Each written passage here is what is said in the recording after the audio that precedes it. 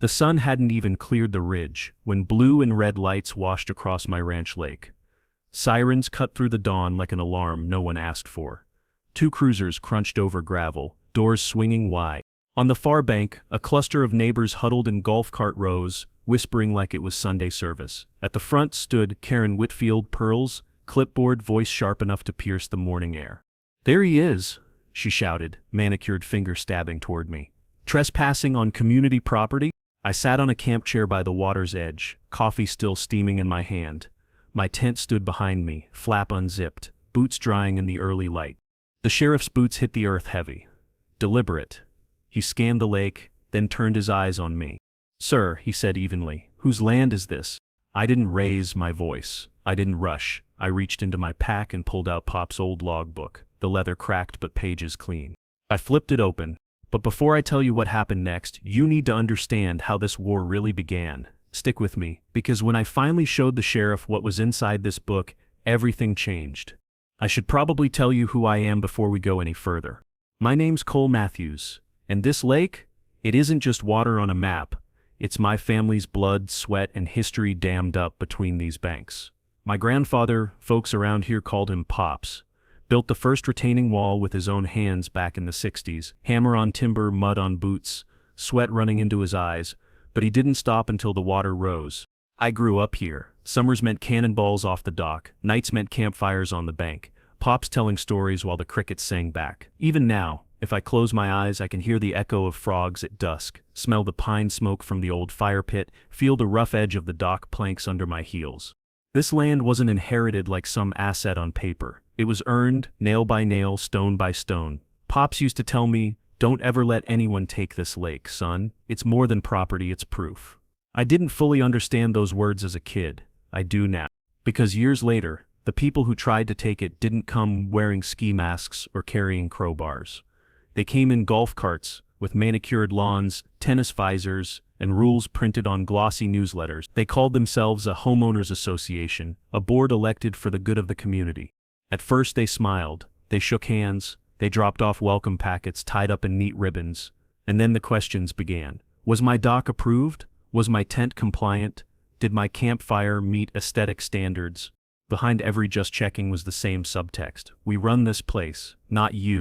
That was the first time I saw her, Karen Whitfield, HOA president. Clipboard in one hand, iced coffee in the other, pearls glinting in the sun. She didn't look at my lake like a neighbor would. She looked at it like a trophy she hadn't won yet.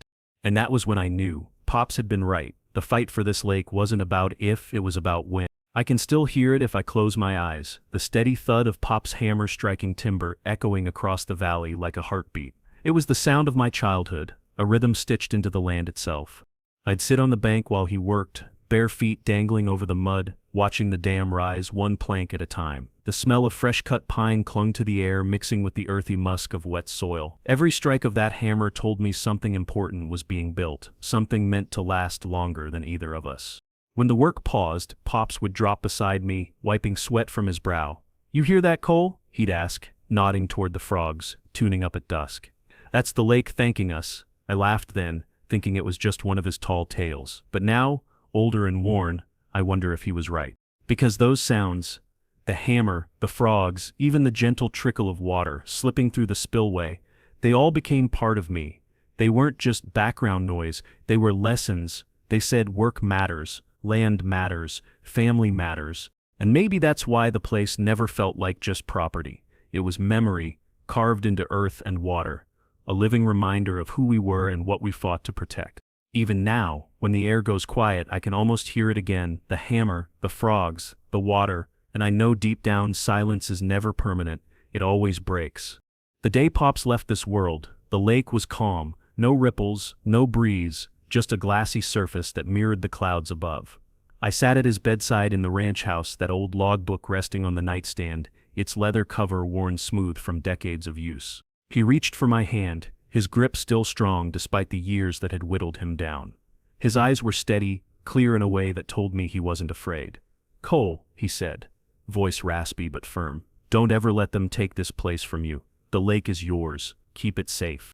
I wanted to argue, to tell him no one could ever challenge that, but even then, some part of me knew better. Pops had lived long enough to see how greed worked, how people with clipboards and contracts could steal what no thief in a mask ever could. I squeezed his hand and whispered, "I promise." The words felt heavier than anything I'd spoken before, heavier than the soil he had shoveled or the beams he had nailed into place. When the silence came, broken only by the faint ticking of the old clock in the hall, I knew that promise had settled on my shoulders for good. That night I walked down to the water. The frogs still sang, the air still smelled of pine, but it all felt sharper, etched deeper into me. I wasn't just keeping memories alive, I was carrying his final command. No one lives beside a lake, alone. Even when you think you own the water, the banks have a way of drawing people in. Mr. Goldstein was one of the first I remember, retired, sharp-eyed, always walking his dog along the gravel path. He had a quiet respect for the land, the kind of man who noticed the way water lines shifted after a storm. When Pops passed, he was the first to show up with a casserole and the last to leave after the funeral. His words stuck with me. "Land like this is a gift, son. Guard it." Then there was Joey, the neighbor 2 doors down. Loud, always with a joke, always ready with a six-pack when chores stretched past dark. He didn't care much about bylaws or permits. His advice was usually something like, "Don't sweat it, Cole, just put up a bigger sign." He made me laugh when I needed it, but even then, I knew laughter wouldn't keep a fence from being cut. And not every neighbor was kind.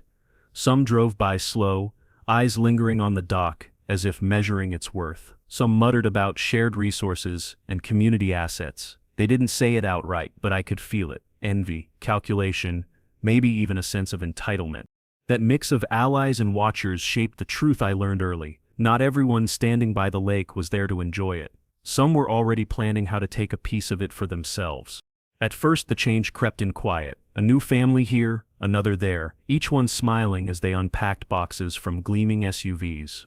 The golf carts came next, lined in neat rows, driven slow but purposeful, as if the very act of patrolling was proof of belonging. They called themselves the Oak Creek Homeowners Association. On paper they were neighbors. In practice, they were something else. They arrived with newsletters printed on glossy stock, every page coded in friendly phrases, protecting our values, preserving our beauty, building community. But between the lines, the message sharpened. One morning, I found a flyer tucked in my gate. It had rules about grass height, mailbox paint, even aesthetic alignment.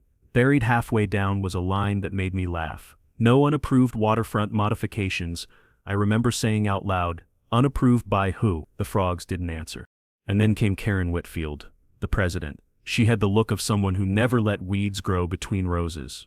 Hair neat, pearls shining, a voice coated in sugar until it cut like glass. She didn't ask questions, she made observations. "Property values depend on consistency," she told me once, eyes flicking from my dock to her clipboard. It wasn't a threat, not yet, but I could feel the weight of it. These people hadn't come to live beside the lake. They'd come to manage it, measure it, maybe even claim it. And behind every smile was a rulebook waiting to be enforced. Karen's visits became routine, always timed for maximum visibility. She'd glide up in her golf cart, clipboard balanced neatly on her lap, iced coffee sweating in her hand. The way she parked angled just enough to command the view told me these weren't neighborly drop-bys. They were inspections. She rarely looked at me directly. Her eyes always drifted past, settling on the lake. I knew that look. It was the same one Pops had when he saw a beam slot perfectly into place, or when a harvest came in strong. Except in her gaze, there was no pride of creation. Only hunger.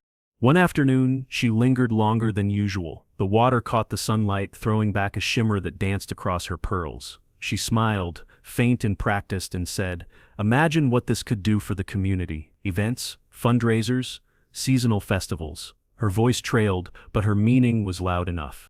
I didn't answer. What was there to say? She wasn't dreaming about community gatherings. She was laying claim piece by piece before a single vote was even cast. Behind her, other board members had begun to appear, hovering near the edges, nodding, measuring. Their golf carts lined the gravel like a fleet waiting for orders. That was when it hit me. The lake wasn't just a view to them, it was a trophy waiting to be mounted. And if I didn't act carefully, they weren't just going to share the water, they were going to take it. The first attack didn't come with raised voices or slammed doors. It came folded neatly inside a white envelope. I remember pulling it from the mailbox one Thursday morning. The HOA letterhead was printed crisp in navy ink, the kind of font meant to look official. Inside was a citation, unapproved structural modification, penalty. The modification? A padlock I'd installed on my own dock gate. I read it twice, half laughing, half stunned. How could anyone find me for securing my own property? But by the weekend, another envelope appeared. Then another. Unauthorized camping equipment on waterfront. Dock not in aesthetic alignment with community standards. Excessive noise due to water activity. Noise? The only sound was frogs at dusk. The stack grew like weeds on my counter. Each letter printed with the same tone, polite, sterile, but sharpened enough to draw blood. 500 here, 750 there. They thought 1,000 tiny cuts would break me before a single hammer ever swung. Joey stopped by one evening while I was reading the latest. He leaned against the porch rail, beer in hand, and chuckled. "What'd they get you for this time? Breathing too loud?" I smirked, waving the paper. Apparently my tent flap isn't community approved. His laughter echoed down the driveway, but mine didn't last, because deep down, I knew this wasn't comedy. This was strategy. HOAs thrive on repetition, on wearing you down until the fight feels more expensive than surrender. One letter doesn't matter. 10. And as I logged each fine into a spreadsheet, a cold thought crept in. If this was only the beginning, how far were they willing to go? The letters were just the warm-up. The real intimidation came when the golf carts started circling. At first I thought it was coincidence. Neighbors driving slow, waving politely as they passed my fence. But then the pattern formed. Same carts, same faces, every night at dusk. Flashlights mounted on their dashboards, radios clipped to their belts like they were on some kind of security detail. They called themselves the Compliance Patrol. Not cops, not deputies, just residents with too much time and too much arrogance. One evening I stood on my dock as two carts rolled up. Their beams swept across the water, landing on my tent pitched at the shoreline. One man cleared his throat, clipboard propped against his knee. "Mr. Matthews," he called, "we've had reports of unauthorized camping equipment." I stared at him, the lake glowing silver behind me. "That equipment belongs to me," I said flatly. "Community guidelines require pre-approval." His voice carried the smugness of someone reciting rules he barely understood. I stepped closer, boots crunching gravel. "This isn't community land, it's mine. You're the ones trespassing." Silence. The man shifted, muttered something into his radio. Then both carts turned slowly, tires grinding as they retreated back up the hill. But their message had landed. They wanted me to feel watched, to second-guess every move I made on soil my family had built with sweat and hammers. That night their beams returned again, and the night after that, always circling, always reminding me. HOA rules weren't just words on paper anymore. They had bodies, wheels, and flashlights, and every lap around the lake tightened the noose just a little more. The first real crack in their mask came with the creek. One morning I hiked the north edge of the property where the runoff stream fed into the lake. It was a ritual: check the flow, clear branches, make sure the dam's heartbeat stayed steady. But this time something was off. The water trickled at half its usual pace. The soil near the bank looked disturbed, fresh shovel marks cutting into the mud. I followed them and found two men in bright HOA vests crouched near the bend, rerouting the flow with sandbags. "What the hell do you think you're doing?" My voice carried sharper than I intended. They froze. One straightened up, clipboard in hand like it was a badge. "Community improvement project," he said quickly. "We're diverting excess water into the shared easement." Shared easement? That creek had fed my lake since before the HOA even existed. Here's the thing about water law. A little knowledge changes everything. In this state, you can't just redirect natural flow without rights. Prior appropriation means first use wins. Pops had secured those rights decades ago when he filed the dam permit. That creek was ours, fair and square. I stepped closer, pointing at their sandbags. "Move them, now. You don't have the authority to touch this water." The men exchanged nervous glances, then began packing up. No apology, no explanation, just retreat. But the damage was already done. By the time I got back to the lake, the surface looked lower, the reflection fractured. It was proof the HOA wasn't just playing with fines or patrols anymore. They were reaching for the water itself. And if they controlled the flow, they controlled everything. When the creek stunt didn't work, they switched tactics. This time, the attack wasn't on water or wood. It was on reputation. It started small, neighbors whispering at the mailbox, conversations cutting short when I walked by. Then came the stares, the subtle pulling of kids away whenever they rode bikes past my driveway. Joey caught on before I did. He leaned over the fence one afternoon, shaking his head. "They're saying you're unstable, Cole, that you think you own more than you do." He laughed, but his eyes weren't joking. Crazy sells better than truth. By the end of that week, I overheard it myself at the gas station. Two women by the pump, voices low but pointed. He camps out there alone, like some kind of recluse. Dangerous, if you ask me. Dangerous? My only crime was protecting land Pops had built with his bare hands. The worst blow came through Marcus. He came home from school, shoulders slumped, muttering that kids were passing around a story. His dad was the lake hermit, the guy fighting everyone. They even turned it into a meme, a photo of me fixing the dock with captions about madman guarding puddle. It cut deeper than any fine, because fines I could fight with facts. Lies? They spread faster than fire in dry grass. And as much as I wanted to laugh it off, I couldn't shake the truth. The HOA wasn't just after my property anymore, they were after my credibility. And once they poisoned enough ears, how long before the law started listening to them instead of me? The worst discovery didn't come in the mail or from a whisper. It came one evening when I hiked out to check the dam. The air was heavy, the kind that pressed down on your shoulders before a storm. I remember hearing the trickle first, sharper than usual, like water escaping somewhere it shouldn't. When I reached the gate, my stomach sank. The padlock I'd installed was gone, cut clean through, the metal shards still scattered in the mud. The spillway chain hung loose, dripping with runoff that shouldn't have been there. I crouched low, scanning the ground. Footprints stamped deep into the wet soil, 2 sets at least, maybe more. The tread looked like heavy boots, not sneakers. Whoever came had taken their time. I ran my hand along the steel lever, slick with moisture. This wasn't an accident, this was sabotage. For a long moment, I just stood there, the sound of rushing water pounding in my ears. All I could picture was Pops driving that first stake, hammer ringing against wood, promising the lake would stand strong. And now, strangers in cheap vests had tried to undo decades of sweat in a single night. I whispered it out loud, voice rough. Not an accident. The words felt like a vow as much as a realization, because if they were willing to cut locks and tamper with water flow, what else would they try? By the time I tightened the chain and replaced the lock, darkness had fallen. But something darker had settled inside me too. The HOA wasn't just bluffing anymore. They weren't warning or fining or smearing. They were testing how far I would bend before I broke. And standing on that dam, I made up my mind. I wasn't bending. After the sabotage, I knew I had to get legal muscle. So I drove into town, binder under my arm, and sat down across from a lawyer whose office smelled like old paper and fresh coffee. He flipped through my stack citations, photos, even the cut padlock without blinking. When he finally looked up, his face was calm, practiced. "You have a case?" he said. "But it won't be cheap." "How not cheap?" I asked.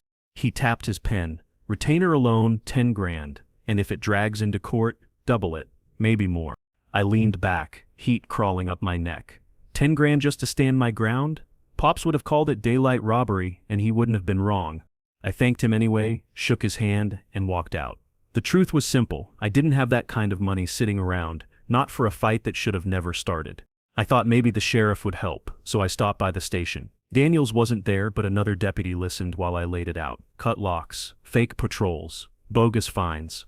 He sighed, scribbled half a note, then said the words I'd dreaded. "Sounds civil, not criminal. You'll have to take it up with the courts." Civil, as if sabotage and trespassing didn't count once an HOA was involved. By the time I drove home, dusk was settling over the lake, the water dim and restless. I sat on the dock, binder open in my lap, and felt the weight of every page. Too expensive to fight, too easy to ignore, that was their strategy. But staring across that water, I swore to myself, if they wanted a war, they'd get one. I remember the afternoon I sat at the kitchen table with Pop's logbook spread open and the maps fanned like evidence in a case. The pages smelled of dust and time, but the numbers on them were sharp, intentional dates, tributary lines, entries that read like a legal heartbeat. I kept thinking, this isn't folklore, this is paperwork. Pops used plain language in his notes. "First use wins," he wrote once, circling a date. At the time I'd shrugged it off, thinking it was just the way old-timers talked. But then I started to read up and the law began to sound like common sense rendered in statute, riparian rights, prior appropriation terms that explain who can use water and why. In this state, prior appropriation meant the water belonged to whoever had claimed and used it first. Pops had claimed it first, decades before the HOA had an inkling of owning anything. The core filings were the knockout punch. Federal permits didn't just note where the dam sat, they recorded who had permission to divert and retain water. That meant the lake was tied to our deed, and federal oversight placed it outside the petty reach of a neighborhood committee. If the HOA tried to argue otherwise, their claim would collide with a body of law that carries more weight than glossy newsletters. I met with a clerk at the county office and watched her throat tighten as I pointed to the stamped documents. "They can't just reroute a creek because they want a nicer pond," she said, voice low. "Not without a permit. Not like this." Her certainty felt like validation. Knowledge is a tool. Knowing that prior appropriation and riparian doctrines existed changed my posture. It turned my reaction from emotional to methodical. Instead of rants or rage, I began to collect citations, case numbers, permit details. I annotated Pop's notes, matching sketches to statutes. Each line I connected made the HOA's moves look smaller, more desperate. So when I finally sat back and read the last entry in the logbook, Pop's careful pen trailing off into a date, I felt less like a man defending a memory and more like a steward armed with law. They'd picked the wrong pond to claim. But did they know that yet? I closed the logbook and laid the maps aside like an accusation. That night I made calls. County clerk, a state water office, someone at the Corps. What followed would change everything. They had no idea. Not yet, friend. I used to think water was just water, something that flowed, something you fished in, something you swam through on hot July afternoons. But Pops always said it carried weight, heavier than stone. He wrote it plain in his logbook. Water is inheritance. Treat it like gold. At first I thought it was a metaphor. Now I know it was. You see, in this state, two doctrines sit like bookends on every drop of water: riparian rights and prior appropriation. Riparian means if you own land along the water, you can make reasonable use of it. Fish, irrigate, swim, but prior appropriation is the hammer. It says the first person to put that water to beneficial use, whether for farming, damming, or power, secures the right. First use wins. Everyone else falls in line. And Pops? He was first. His filings with the Army Corps of Engineers back in the 60s locked it in. He diverted the creek, built the dam, documented every nail and measurement. He didn't just enjoy the lake, he engineered it, claimed it, and secured federal permits that made it indisputable. I sat there tracing his handwriting, his notes underlined twice. Filed with Corps, 1968, survey approved, rights exclusive. He must have known someday someone would try to test the boundaries. Maybe that's why he drilled it into me as a boy. Don't let anyone tell you the water isn't yours. It runs because we made it run. The HOA's citations suddenly looked like paper tigers. They could claim community standards all they wanted, but HOA bylaws don't trump federal permits. They don't override water law etched into decades of precedent. That realization shifted something in me. This wasn't just about fending off busybodies in golf carts. It was about honoring a legacy written in ink and steel. Pops had passed down more than a logbook. He'd passed down a shield, forged from law and persistence. I closed the book slowly, the creek audible through the open window, trickling steady like a reminder. The HOA thought water was theirs because it touched their newsletters, but they never carried the hammer. They never stood in the mud and built a dam with their own hands. And that's the difference. The last time I sat across from Mr. Grant, the lawyer in town, he quoted me a retainer so high it felt like another attack. 10 grand just to open a file. Back then, I walked out with nothing but frustration. This time was different. I carried Pop's logbook under one arm and a rolled-up Corps survey map under the other. I didn't come begging for help, I came carrying proof. Grant's office was the same, walls lined with dusty law books, blinds half open to let the afternoon light stripe across his desk. He raised an eyebrow when he saw the bundle I set down. "More fines?" he asked, voice flat. "Not fines," I said, sliding the logbook toward him. "Facts." He flipped it open, scanned Pop's handwriting, then the federal stamps on the survey maps. I watched his posture change. The indifference was gone. He leaned forward, tracing the Corps seal with one finger. "You realize what this means?" he said quietly. "That their authority ends where my property begins," I replied. He nodded slowly, then sat back in his chair. "They've been playing small-town bully. But this?" He tapped the permit. "This brings federal law into it. The HOA can't override Corps-approved water rights, not even close." For a long moment he just stared at the papers, weighing the weight of them. Then, unexpectedly, a smile cracked his face. "You know," he said, "I don't usually do this, but I hate bullies, and you've got a case strong enough to stand without 10 grand padding my wallet. I'll take this one pro bono." The words hit like a gust of fresh wind. Pro bono, not a dime. I blinked. "You'd do that?" He folded his hands. "Now we have leverage, and I like leverage."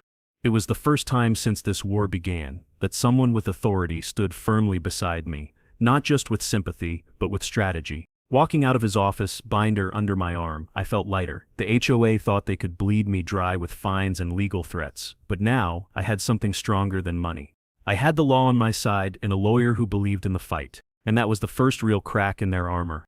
The sheriff's office smelled faintly of coffee and gun oil, a mix that somehow made me feel both steady and unsettled. I'd been here before, filing complaints that landed in the civil dispute bin. This time I carried the logbook, the maps, and the binder I'd been building like a case file. Deputy Harris met me at the counter. He was younger than Daniels, but sharper around the eyes, like he was still trying to prove himself. He led me into a side room, closed the door, and nodded toward the stack of papers. "All right," he said, "show me what you've got." I spread the permits and photos out across the table. The cut lock, the tamper marks on the dam, the survey maps stamped by the Corps of Engineers. Harris studied each piece carefully, flipping them with deliberate hands. Finally he leaned back. "You know why most of your complaints got brushed off as civil? Because it's hard to prove intent. HOA fines, citations, even harassment, those stay in civil court."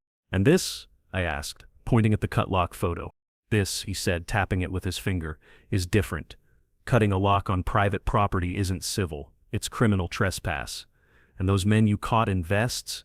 If they set foot past your boundary line without consent, it's not the HOA's business, it's a crime." I let the words sink in. Weeks of frustration suddenly sharpened into something solid. "So what you're telling me is they've crossed the line." He gave a single steady nod. "They've crossed it. The badge may not care about bylaws, but it cares about property lines. You log every incident, you keep your timestamps, your video feeds, your notes, and when they try again, call us. With this evidence, we'll have more than a neighbor dispute, we'll have a case." For the first time, I saw the path forward, not just fighting fines with rebuttals, but holding trespassers accountable under real law. Walking out of the station, binder in hand, I could almost hear Pop's words again, "Don't let them take what's yours." And now I knew I had the lawman's word they already had. I'd never called the Environmental Protection Agency before. Just dialing the number felt surreal, like dragging a backyard fight into Washington's halls. But after what Harris told me, I wanted the final nail, the kind of authority even Karen couldn't spin. The line clicked, a woman's voice, professional, but not unfriendly. "EPA Regional Office, Water Compliance Desk." I introduced myself, gave the permit number from Pop's logbook, and waited as she tapped on her keyboard. Pages rustled. Then came a pause, the kind that stretches long enough to raise your pulse. "Mr. Cole," she said finally, "this permit is active. Corps approval, 1968 for diversion and dam structure. Annual review marked compliant. Lake ownership, private. HOA has no standing authority." Her words landed like steel bars locking into place. "So if they fine me," I asked carefully, "for the lock, for the cameras, for anything tied to this lake, what does that mean legally?" "It means they're overstepping," she replied. "The Clean Water Act is federal law. Any alterations, diversions, or enforcement tied to navigable waters or dams fall under federal and state jurisdiction, not a homeowners association. HOA rules can't override this." I scribbled every word, my pen nearly tearing the page. She kept going, her tone firm. "If they're billing residents for lake maintenance while this permit sits in your name, that could raise questions of fraud. Especially if funds are being used for something other than upkeep. Insurance fraud, HOA fraud, words that hit harder than any rumor they'd spread about me. When the call ended, I sat at my desk, the creak audible through the window, steady as truth itself. Pop's hammer had built the dam, but his filings had built a fortress no golf cart committee could storm. For weeks I'd been reacting, putting out fires, but now I had the water law, the Corps, the Clean Water Act, and maybe even fraud statutes on my side. The HOA thought they were tightening a noose. What they didn't see was that every letter, every citation, every patrol was becoming evidence. And evidence is the one thing even bullies can't outrun.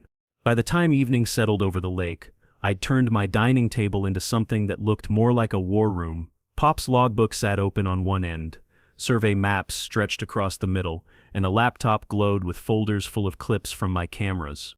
I'd stopped thinking of it as evidence. Now I called it what it was, a binder of truth. Every fine Karen mailed me went into a labeled sleeve. Date, time, alleged violation. Every photo of tampered locks and shifted sandbags got stapled with GPS coordinates. Every clip from the camera's trespassers hopping fences, shadows near the dam was backed up twice, once on a hard drive and once in the cloud. Joey wandered in through the side door, balancing a bag of pretzels. He looked at the piles of paper, then at me, eyebrows high.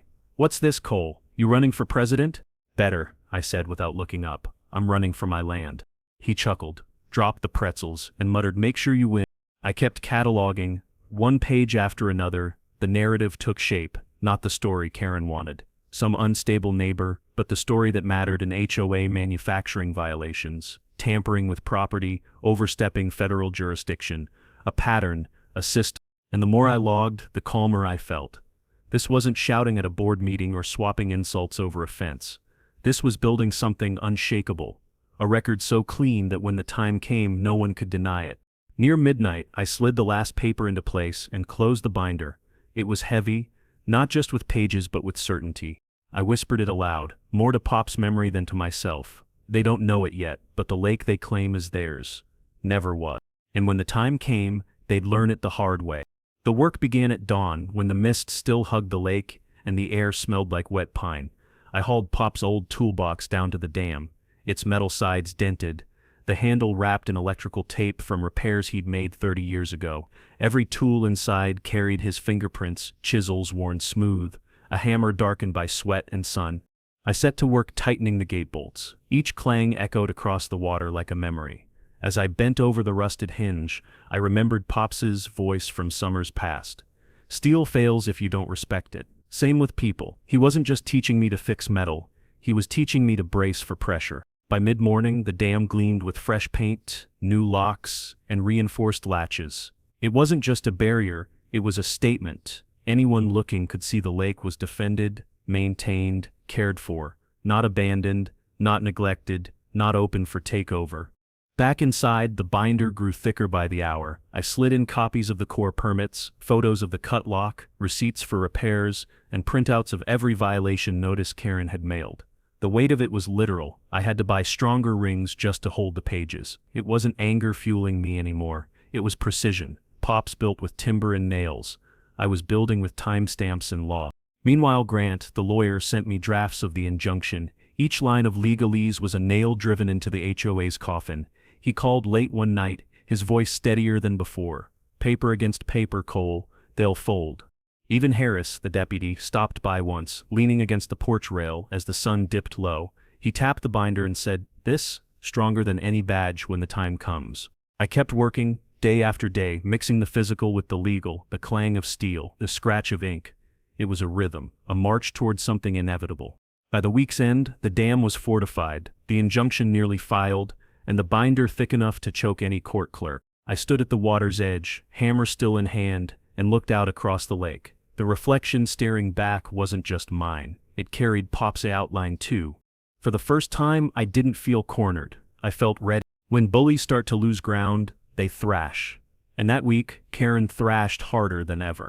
The first move came in the form of a thick envelope stamped with courthouse ink, a restraining order. According to her, I was interfering with community property and posing an ongoing safety hazard. I sat in the back row of the county courtroom while her attorney read the lines as if they carried the weight of scripture.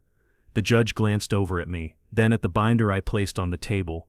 Federal permits, deed maps, trespass photos. He didn't even need to hear me speak. "Dismissed for lack of standing," he ruled, his gavel cracking like thunder. Karen's jaw clenched, but the paper dissolved like mist. Days later, 2 men in pressed uniforms showed up at the lake. Not deputies, private security. They had shiny badges clipped to their belts. But the fine print revealed they were from a strip mall company 2 towns over. One of them tried to square his shoulders. "We're here to ensure compliance with HOA safety rules," he announced. I pointed at the property marker by the gate. "You're out of your jurisdiction." They left within 20 minutes, sweat dripping down their collars, their authority thinner than cardboard.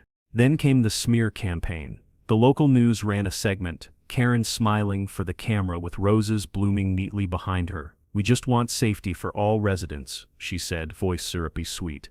"Certain individuals think the lake belongs to them alone." I agreed to meet the reporter the next day. Instead of speeches, I spread the binder across his hood. Maps, filings, permits, with core seals. He filmed in silence, then finally muttered, "This changes everything." The story aired with a correction, highlighting the permits and my rights. Karen had tried to paint me as the villain, but facts splashed brighter than her roses. Each move she made backfired, each strike turned into evidence. The restraining order proved desperation, the security proved overreach. The news piece proved her narrative was cracking. By the time the week ended, the HOA wasn't on a fence anymore. They were staggering, confused, retreating into whispers, and all I could think was the harder they push, the clearer the truth shines. Word travels fast in small neighborhoods. By the time Karen announced the official safety inspection, everyone already knew it was coming. Flyers slid into mailboxes, emails pinged inboxes, and whispers spread from one porch to another. Joey ambled over the morning of coffee in hand, shaking his head. "Inspection, huh? Sounds more like theater." I didn't argue, he was right. The binder sat on my table thicker than ever, its spine bowed with evidence. I ran my hand across the cover the way Pops used to run his across lumber before cutting. Everything inside was sharp, squared, red. Neighbors passed by slowly that day, glancing at my gate, murmuring. Some looked sympathetic, others curious, a few wary. Goldstein stopped mid-walk, tipped his hat and said, "Facts don't whisper, Cole. Let them shout." By evening, the anticipation felt like storm air charged, waiting to break. I could hear kids down the street whispering about it. "Cops are coming, Karen's gonna win. No, he's got proof." Their voices were a chorus of doubt and hope colliding. I stood on my porch, binder under my arm, staring out at the lake as the sun dropped lower. The water was calm, its reflection steady, but I knew what was coming would ripple across more than just the surface. Inside, I laid out my tools of defense like weapons, maps folded neatly, logbook bookmarked, permits highlighted in yellow. I even rehearsed what I'd say, short and calm, just like Pops had taught me when fixing steel. Steady pressure wins. Joey knocked once more before leaving. "Don't give 'em the drama they want. Just facts. That's how you gut a bully." I nodded, but my chest tightened all the same. By the time the sky bruised purple, headlights flickered at the end of the road. Engines rumbled, doors slammed, shadows moved in groups, board members, neighbors, and sure enough, 2 police cruisers. The stage was set. I exhaled slow, opened the binder, and whispered under my breath, "Let's end this." The HOA arrived like a parade no one asked for. Karen led the march, clipboard in one hand, fury in the other. Behind her shuffled board members in pressed polos, their smiles brittle, and flanking them were 2 officers, their cruisers still idling with lights strobing faint red against the trees. Neighbors gathered along the path, whispering, their phones already out to record. Joey leaned against the fence, arms crossed, chewing on a pretzel like it was popcorn. Goldstein stood with him, eyes steady, as if this was the hearing he'd been waiting for. Karen's voice cracked across the air. "He's trespassing on community land. This lake belongs to Oak Creek, and he refuses inspection." All eyes turned to me. I stood by the gate, binder tucked under my arm, the logbook's worn leather visible at the edge. I let the silence stretch a moment longer than comfortable, then spoke, calm and even. "This land," I said, "is mine. This dam, this lake, it's documented." Karen scoffed, waving her clipboard. "Your paperwork means nothing. HOA bylaws are binding." That's when I opened the binder. The sound of rings snapping filled the air louder than her voice. One by one, I laid out the maps, the permits, the surveys, the core seals stamped in black. The officers stepped closer, curiosity replacing caution. "Federal approval," I said, pointing. "Dated 1968, my father's name. This lake has never been in your filings. Never." Karen's face flushed crimson. "You forged those." I didn't flinch. Instead, I slid the logbook forward. Pop's handwriting scrawled across the page. "Daily records, 50 years old. Forgery doesn't age like this." The younger officer glanced at the older one. The older man, Daniels, flipped through the pages slowly, lips pressed thin. Finally, he looked up, his voice carrying like gravel on steel. "This lake's never been yours." A hush fell over the crowd. The words hung heavier than any gavel. Karen sputtered, her mouth opening and closing, but the board members behind her stepped back, their eyes darting anywhere but toward her. And in that silence, the truth cut sharper than any fine they'd ever mailed. Daniels kept turning the pages slowly, his thumb brushing Pop's notes, his eyes steady on the core seals. Every second he read, Karen's face twisted tighter. Finally, he looked up, his voice calm but final. "This isn't HOA land, it never was." The crowd murmured, neighbors shifting closer to see the papers. Someone whispered, Federal permits? Another muttered. She never told us that. The weight of years of intimidation cracked right there in the open air. Karen lunged forward, voice shrill. This is a smear. He's manipulating you, manipulating the board, poisoning the community. But before she could continue, Goldstein raised his hand like a man testifying. I've lived here 30 years. I've seen those permits in county records. He's not lying. His calm words carried more force than her fury. The younger officer Tate leaned toward Daniels. What do you want to do, Sarge? Daniels shut the binder with a snap. We're done here. This inspection is over. HOA has no standing. He turned to Karen, his eyes narrowing. And if you keep sending people onto his property, we'll stop treating it like a civil matter. Gasps rippled through the neighbors. Joey let out a low whistle and muttered, That's game. Karen spun toward her board, desperation spilling from every gesture. Say something. Back me up. But they avoided her eyes, hands sliding into pockets, feet shuffling backward. Liability had a smell, and they wanted no part of it. Her voice rose, trembling with rage. You're all cowards. He's stealing our community. But the truth was already stamped, signed, and spoken. Neighbors who once feared her authority now stared at her like a dethroned queen. Phones recorded every second, capturing not just her collapse but the sheriff's words, the federal permits, the evidence no lie could erase. I stood silent, binder in my arms, letting the facts speak louder than any outburst. Karen's fury boiled over, her fists clenched, her voice breaking, but the power had drained from her, leaking out in front of the very people she once commanded. The humiliation was public, undeniable, but deep in my chest I knew this wasn't her end. Fury like hers doesn't vanish, it festers. And she wasn't finished. Not yet. The days that followed felt like watching a dam burst, only this time it wasn't water rushing out, it was power. The HOA's grip, once tight as steel, cracked wide open. Notices arrived first, a letter from the county clerk voiding every fine levied against me, each one stamped, invalid. Another from the HOA itself, though unsigned, quietly admitting procedural errors in their filings. To me, those papers weren't apologies, they were confessions. Neighbors began whispering by their mailboxes, the same way they used to whisper about me, only now the gossip had flipped. Did you hear the judge tossed her restraining order? The sheriff said it's private land.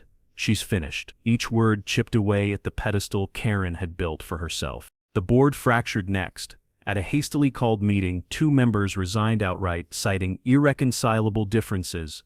Another stopped showing up altogether. Without quorum, their decisions crumbled. Without authority, their threats evaporated. For the first time in months, I walked down the road without side eyes or muttered accusations. Instead, people nodded. Some even smiled. They weren't thanking me, not directly, but they were relieved. The fear that had hung over this neighborhood like smoke was clearing. And Karen? She still drove her SUV slow past my property, the same way she always had, but there was no stopping at the gate, no finger pointing, no clipboard in hand, just a flash of her face, tight and pale, before she sped off. The fines were gone, the dues were questioned, and the authority that once seemed unshakable now looked paper-thin. It was Pop's voice that echoed in me when I looked out across the water. Steel fails if you don't respect it.